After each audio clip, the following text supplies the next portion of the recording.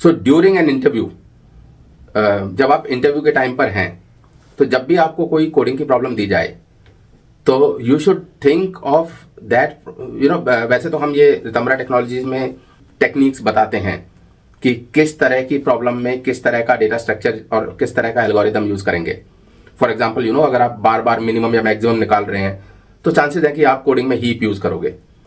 लेकिन कोडिंग के टाइम पे you should not jump to solving the problem first have a discussion with the interviewer, और उस discussion में you try to understand the problem. Understanding the problem means understanding the API, signature of the function. तो पहले हमें signature function का एकदम clear हो जाना चाहिए कि हमारा फंक्शन क्या इनपुट लेगा, क्या प्रोसेस करेगा, क्या काम करना है हमारे फंक्शन को, और क्या किस फॉर्म में आउटपुट देना है. बहुत सारे प्लेटफॉर्म्स पे ये चीज ऑलरेडी दी रहती है as part of the question.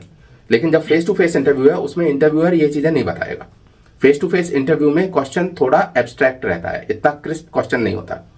तो पहले we should try to get the problem statement correct from the interviewer. और कभी कभी इंटरव्यूअर जो होते हैं वो जानबूझकर क्वेश्चन को इस तरह से बताते हैं कि वो पूरी प्रॉब्लम स्टेटमेंट नहीं बताते.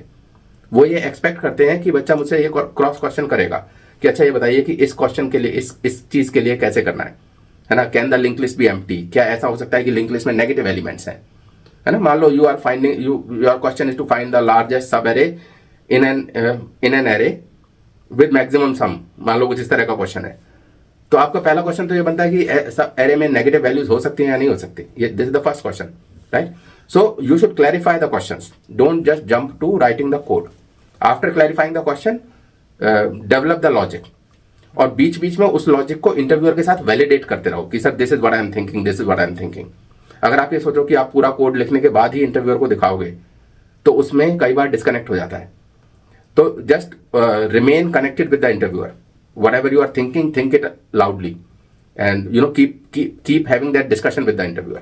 So don't think a coding interview as a test.